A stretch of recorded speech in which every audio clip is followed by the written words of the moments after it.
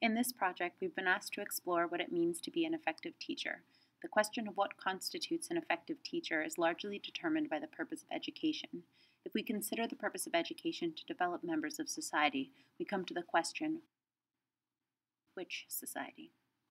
At a conference on charity in 1892, the superintendent of the Carlisle Indian Industrial School, Captain Richard Pratt, expressed his educational philosophy.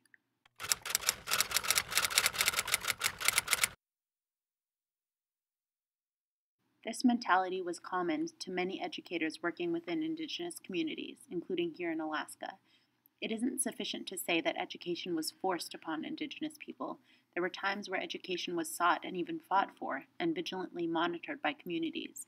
But the reality of what that education meant, especially when it removed children from the communities entirely, was often different from that which we fought for.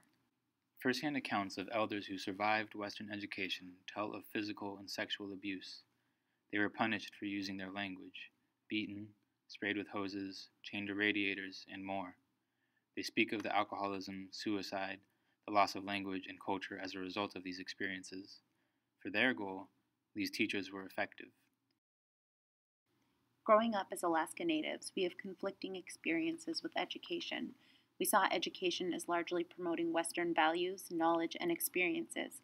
When considering what it means to be an effective teacher, we started out by questioning the very nature of the current system of education itself. Part of what drove us was a feeling that due to the Western educational system, we no longer fit in our communities, but also didn't fit in the Western world.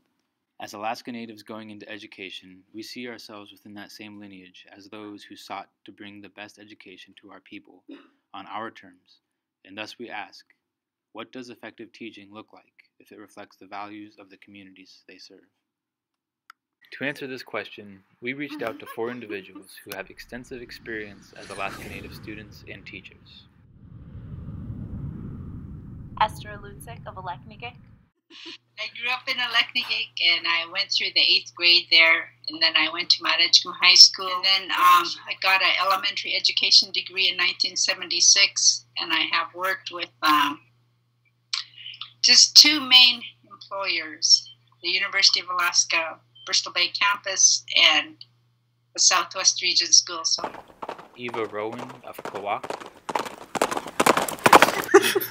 Hi, my name is Eva Rowan. I'm from Klawock, and I work at the Klawock City School District with a whole bunch of different areas. Jasmine James of Yakutat. Hi, I'm Jasmine James.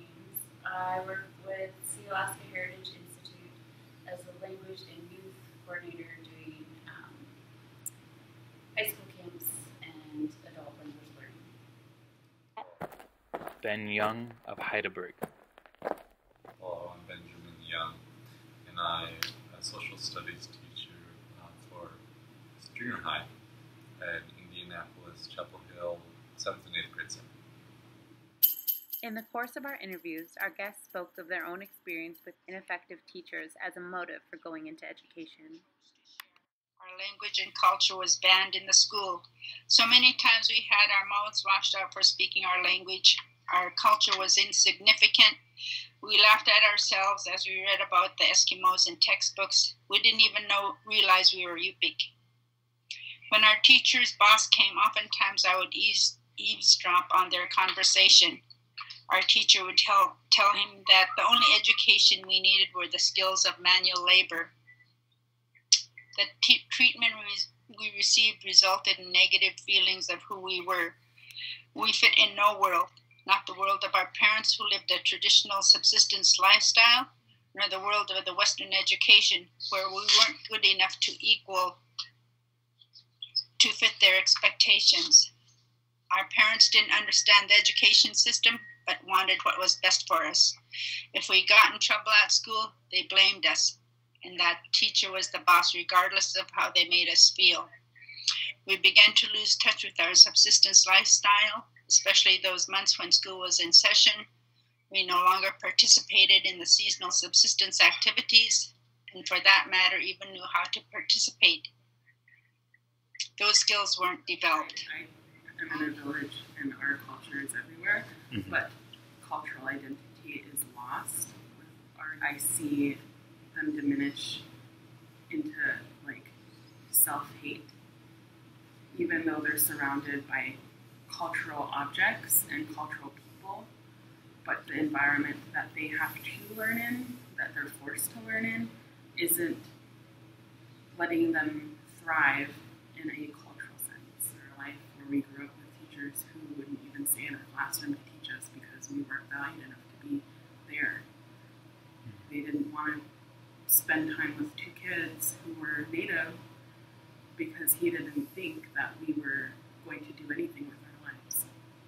So he wouldn't stay in our classroom. He left and said, here's your test, fill it out. The answers are on my desk. And we had counselors who didn't care. And when we were going to research college, one of the biggest things was why? Why? Well, you can do it on your own. And I'm going to be over here helping the other person that I think will go to college, but you guys, I'm not going to place value on you. So that was another reason. All these little factors come into play as I begin my journey towards an education degree. I wanted to show that teacher who thought so little of us that I could be a teacher just like him. And I wanted to make sure that the students had a good understanding of themselves, who they are, and how to show and share the pride of their culture. I want them to know that they can embrace both cultures without jeopardizing either. You look at our communities and find that so many of our people do not have that strong cultural foundation or understanding. My greatest desire is to ground the students in their cultural heritage and to have them to begin to ask questions about their heritage. Schools have taken away, but schools can also give back.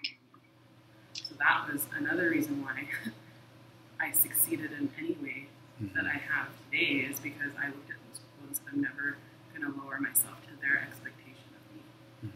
I'm going to be that. And I'm going to work at that school, and they're going to see me every day and see what I did.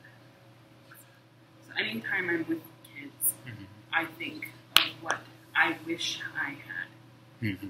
And which is, I wish I had an auntie at that school that saved me from the people who were not helping me. And they were getting paid to help me. They were getting paid to teach me. But they wouldn't, and I don't know how to use my voice. So who can I go to? Our auntie or our uncle. And so in my mind, that's what I do every day. I'm their auntie. You know? Or I'm going to hug them because I know they need it. Or I'm going to feed them because I know they need it. And I will shield them from people who will try to put that on them. And I'll sit there in a classroom with them when I feel like they need it. After gaining a better understanding of their experiences with education and their motivation to go into the field, we wanted to know what they felt were the practices, approaches, and strategies for effective teaching that reflected the values of the communities. First, knowing what those are and that they come from within the Black community and not from without. I would make sure that the values of the community are posted up and are well known in the classroom. So when the students walk out of the classroom and you ask them, how does that lesson relate to this traditional value, they should be able to tell. I feel like I love place-based education. That place-based and culturally relevant. Really, I feel like it's more meaningful education when it's something that's directly applicable to you. It's not just geography and place names. It's the history of the place, and it's the way the place has been used, and it's the resources in that place. that's real life application. It is. It's knowledge word to them knowing probably rather than something that you're going to test on, move on, forget about it. It takes education out of the books and off the paper and into your hands and into your environment. Like it is culturally responsive, so that we're learning math through weaving, so that we learn. She was introduced to X and Y axis while doing Ravenstelling, which was a much more natural way for her. She had always struggled with math until she did that, until she learned math with her hands. It brings self and pride,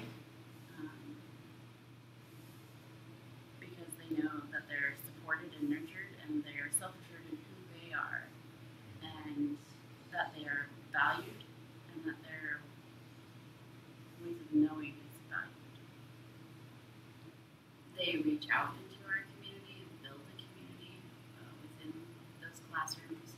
So we are having elders come in, we are having language and fluent speakers. And camp where the elders come in and work with the EPIC Studies high school teachers.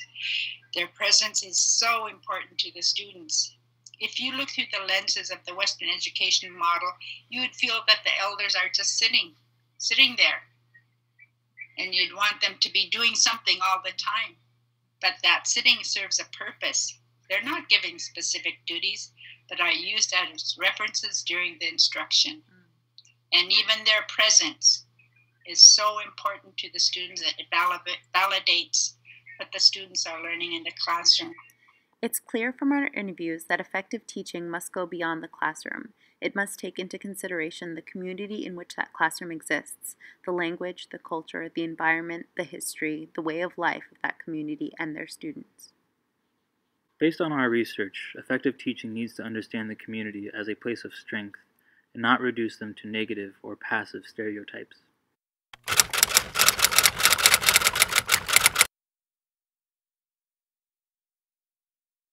This emphasis on cultural education has proven to be successful. In Hawaii, their Hawaiian immersion schools have a 100% graduation rate, with 80% going on to college.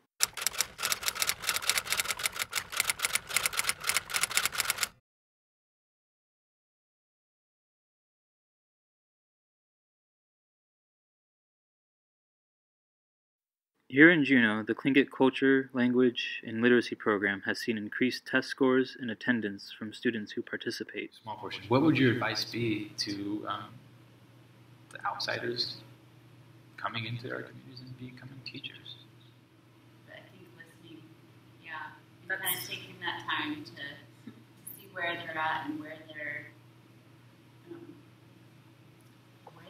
roadblocks are, and try to just continue to reach out to them, to support them, to connect them to other resources and other people. It's connecting with individuals and meeting them where they're at. Because they need to feel validated in what they are feeling. Every story has some meaning to it. There's something in there. And not being afraid of being wrong. Yeah. I think that's one of the biggest things is they get so used to being here and seeing us here. And being able to see us here or even here would be nice. Especially coming into a community where it's 90% Native. And the students are 90% Native. Realizing and acknowledging that you are a guest in that land. And maybe that's just a cultural perspective that is within me of, it's the whole protocol of I'm a guest in this land. This is your land. And this is your knowledge, and these are your students. And me walking into this community with you, I realize that I'm a guest, and I should behave as such. If you have a guest come into your house that's just like, this is my fridge, this is my food, I know everything, and I'm going to tell you everything that I know. I'm not going to listen to you, even though this is your home that I'm stepping into. I mean, that's often the approach that teachers and individuals come into our communities with. It sounds absurd if you put it in that kind of context, but that's the reality. And that it is your responsibility to learn about that community and what their values are. Because you can't teach what you don't know. That the teachers understand all the historical implications and how it has affected the community and the school students. Yeah. And the structure of our education program where it's just like, we're only here to educate you, and that's all your baggage and business. want more for our students. I want more than what's being offered in traditional classrooms. This canned curriculum that isn't relevant to them because it was written in Texas and doesn't speak to them as individuals or where they're from. I want to make that bridge to connect them to that. You just blow into the building's mind right now. Like the building just had an epiphany. The thing that I really tell our new teachers when they're coming into our communities is they need to be observant, listen, and keep their mouth shut. Sounds good. Don't make any judgments, you know.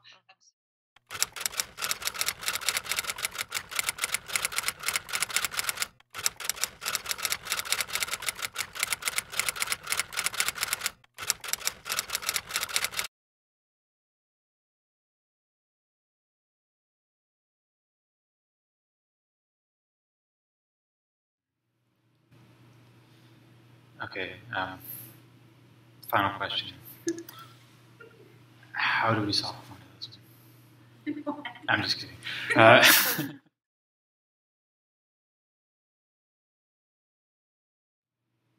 does that lesson relate to this traditional value? Still understand why Texas writes letters. Yeah. Or I'm going to hug them Yeah. because I know they need It helps a lot. Ganesh Chish, thank you very much. Yeah. Thank you, Leon. All right. Awesome.